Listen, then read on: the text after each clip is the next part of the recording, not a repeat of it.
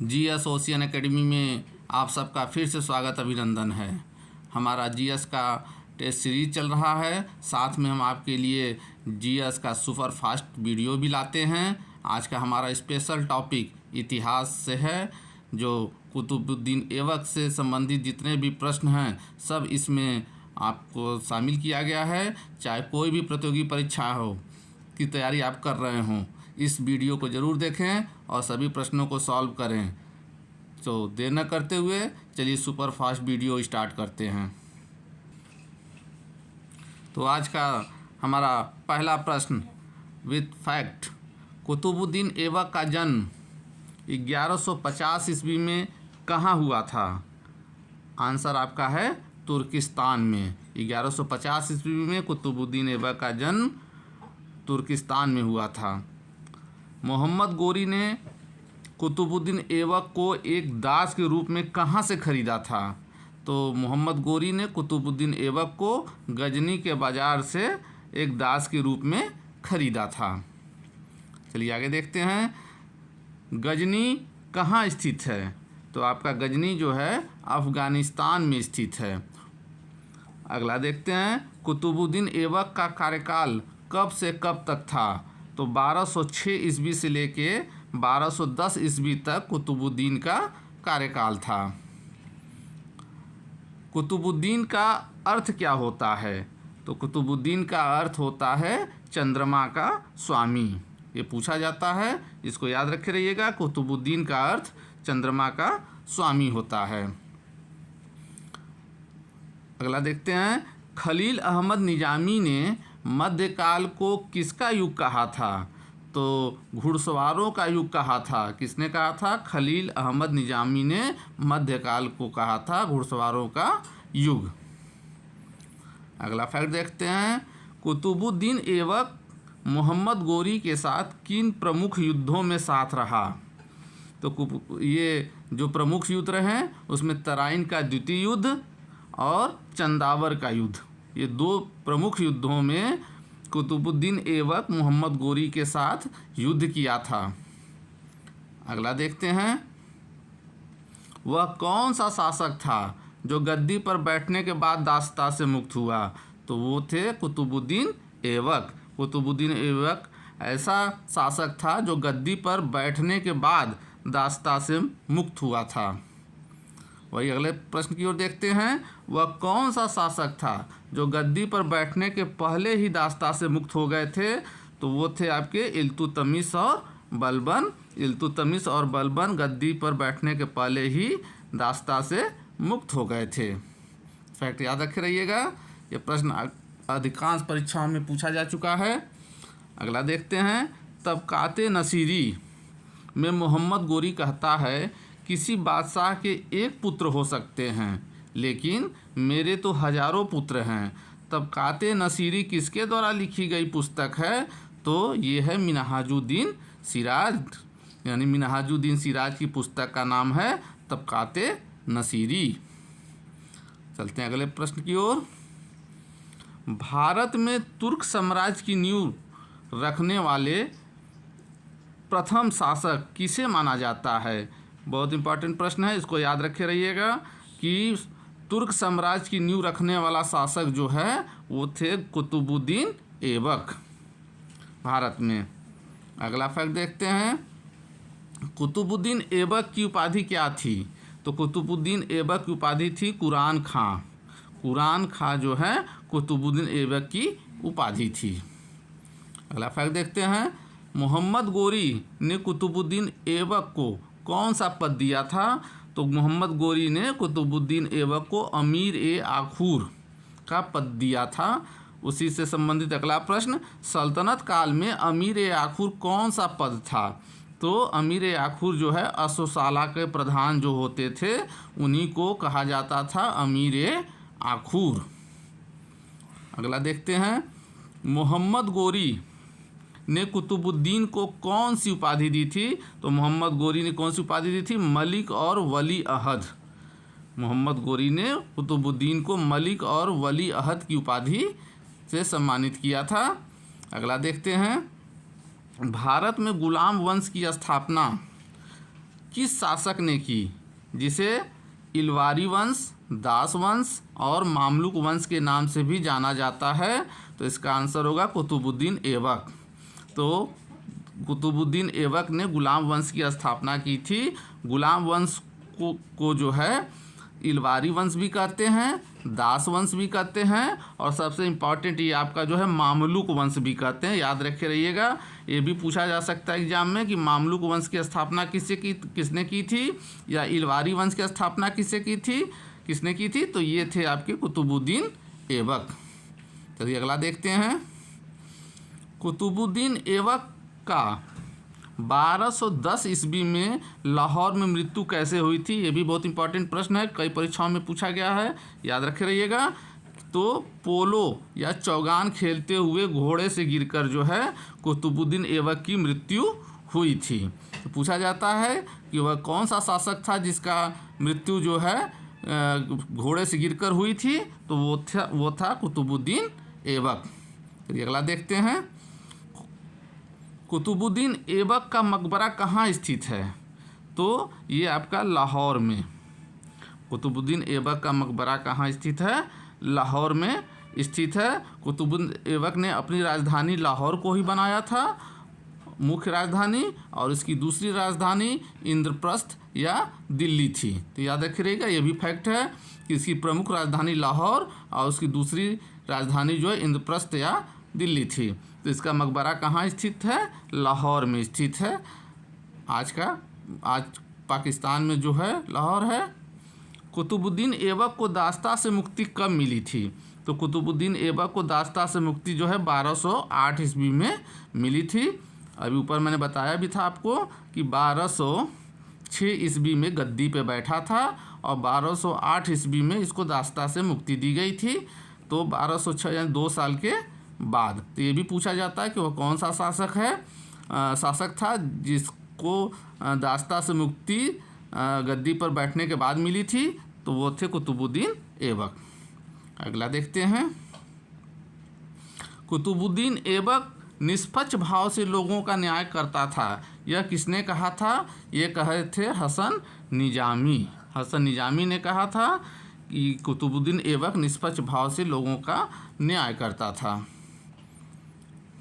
अगला फैक्ट देखते हैं। कुतुबुद्दीन ऐबक ने किन 2 विद्वानों को अपने दरबार में संरक्षण दिया था? वेरी वेरी इंपॉर्टेंट क्वेश्चन है, ये इंपॉर्टेंट प्रश्न है, बहुत इंपॉर्टेंट है, इसको याद रखे रहिएगा कि ये थे हसन निजामी और फ़क्र मुदब्बिर। कुतुबुद्दीन ऐबक के दरबार में 2 विद्वान बहुत महत्वपूर्ण थे जिनको उन्होंने संरक्षण दिया था, हसन निजामी और फ़क्र मुदब्बिर। अगला फैक्ट देखते हैं। हसन निजामी ने किस प्रसिद्ध पुस्तक की रचना की थी? तो हसन निजामी की पुस्तक थी ताजुल मासिर। ताजुल मासिर याद रखिएगा, पूछा जाता है ये भी प्रश्न कि ताजुल मासिर किसकी पुस्तक है, किसकी रचना है? तो हसन निजामी की रचना है। अगला फैक्ट देखते हैं, ये भी बहुत इंपॉर्टेंट है कि फ़क्र मुदब्बिर की प्रसिद्ध रचना कौन सी थी? तो फ़क्र मुदब्बिर ने लिखा था अल सुजाता। ये दोनों जो है आपके कुतुबुद्दीन ऐबक के संरक्षण में थे, हसन निजामी और फ़क्र मुदब्बिर। हसन निजामी की रचना ताजुल मासिर और फ़क्र मुदब्बिर की रचना अल सुजाता। चलते हैं अगले फैक्ट की ओर। कुतुबुद्दीन ने अपना पहला नगर कहाँ बसाया था? तो कुतुबुद्दीन ने अपना पहला नगर मेहरौली में बसाया था, जो कि दिल्ली में स्थित था। तो याद रखिएगा, मेहरौली की स्थापना किसने की थी? तो मेहरौली की स्थापना किया था कुतुबुद्दीन ऐबक ने। अगला फैक्ट देखते हैं कुतुबुद्दीन ऐबक से संबंधित। कुतुबुद्दीन ऐबक ने दिल्ली में एक जैन मंदिर को तोड़कर कौन सा मस्जिद बनवाया था? तो वो मस्जिद था कुब्बत उल इस्लाम मस्जिद। तो ये भी पूछा जाता है कि कुब्बत उल इस्लाम मस्जिद किसने बनवाया था? तो कुतुबुद्दीन ऐबक ने बनवाया था। और किसको तोड़ के बनवाया था? तो जैन मंदिर को तोड़कर उसने ये कुब्बत उल इस्लाम मस्जिद बनवाया था, दिल्ली में ये स्थित है। हमारा अगला फैक्ट है कुतुबुद्दीन ऐबक ने अजमेर में, कहाँ? अजमेर यानी राजस्थान में एक संस्कृत विश्वविद्यालय को तोड़कर क्या बनवाया था? तो उसने बनवाया था 2.5 दिन का झोपड़ा। तो 2.5 दिन का झोपड़ा उसने कहाँ बनवाया था? अजमेर में बनवाया था। और किसको तोड़ के बनवाया था? एक संस्कृत विश्वविद्यालय को तोड़कर बनवाया था कुतुबुद्दीन ऐबक ने। फैक्ट इम्पॉर्टेंट है, बहुत बहुत इम्पॉर्टेंट प्रश्नों का संग्रह आपके लिए है। इसको ज़रूर देखिएगा, वीडियो को 1-2 बार देखिएगा, जिससे आपको ये सब चीज़ें याद हो जाएं। कुतुबुद्दीन ने किसकी स्मृति में कुतुब मीनार का निर्माण करवाया था? बहुत इम्पॉर्टेंट प्रश्न है। कुतुब मीनार का निर्माण किसने करवाया था? ये आप सभी जानते हैं कि कुतुबुद्दीन ऐबक ने कराया था, लेकिन किसकी स्मृति में कराया था? तो ये कराया था कुतुबुद्दीन बख्तियार काकी, एक सूफी संत थे कुतुबुद्दीन बख्तियार काकी, उन्हीं के स्मृति में कुतुबुद्दीन ने कुतुब मीनार का निर्माण करवाया था। लेकिन कुतुब मीनार का जो है इसने शुरुआत की थी और अंत में जो है इल्तुतमिश ने कुतुब मीनार को पूरा किया था। हम आगे के जो है वीडियो में बताएंगे जब इल्तुतमिश का चैप्टर आएगा। आगे बढ़ते हैं। कुतुबुद्दीन ऐबक की प्रमुख उपाधियाँ कौन कौन सी थीं? तो ये अभी हम आपको बताए थे कि इसकी प्रमुख एक उपाधि तो कुरान खां की थी, और दूसरा इसका जो है लाख बख्श पूछा जाता है। बहुत इंपॉर्टेंट प्रश्न है कि लाख बख्श किसकी उपाधि है? तो लाख बख्श यानी कुतुबुद्दीन ऐबक की उपाधि है। लाख बख्श मतलब बहुत ज़्यादा दान देने वाले को लाख बख्श कहते हैं। कुरान खां यानी कुरान की सजदा करने वाले, कुरान के नियमों का पालन करने वाले कुरान खां कहते हैं। और इसकी एक उपाधि और थी हातिम द्वितीय, यहाँ पे द्वितीय छूट गया है, इसको याद रखिएगा कि हातिम द्वितीय भी किसकी उपाधि थी? हातिम द्वितीय भी कुतुबुद्दीन की ही उपाधि थी। चलते हैं अगले फैक्ट की ओर। भारत में पहली इस्लामिक पद्धति से बनाई गई मस्जिद जो कि दिल्ली में है, जिसे कुतुबुद्दीन ऐबक ने बनाया था, कौन सी थी? तो वो थी कुब्बत उल इस्लाम मस्जिद। अभी ऊपर चर्चा मैंने किया था कि कुब्बत उल इस्लाम मस्जिद का निर्माण जो है कुतुबुद्दीन ऐबक ने कराया था। और इसमें जानने वाली बात यह है कि भारत में पहली इस्लामिक पद्धति से बनाई गई यह मस्जिद थी। ये जरूर फैक्ट याद रखिएगा कि भारत में पहली बार इस्लामिक पद्धति से बनाई गई जो है मस्जिद कौन सी थी? कुब्बत उल इस्लाम मस्जिद। चलते हैं अगले फैक्ट की ओर। कुतुबुद्दीन ऐबक के बाद दिल्ली सल्तनत का अगला शासक कौन बना? तो कुतुबुद्दीन ऐबक जब पोलो या चौगान खेलते हुए घोड़े से गिर के मृत्यु को प्राप्त हो गया था, तो अगला शासक आपका बना आराम शाह। कौन शासक बना? आराम शाह। आराम शाह के बाद दिल्ली सल्तनत का अगला शासक कौन बना? आराम शाह के बाद अगला शासक बना इल्तुतमिश। आराम शाह का शासक ज़्यादा दिन नहीं रहा, मात्र 8 महीने तक इसने शासन किया। इसके बाद इल्तुतमिश ने एक युद्ध में इसे पराजित करके मार दिया।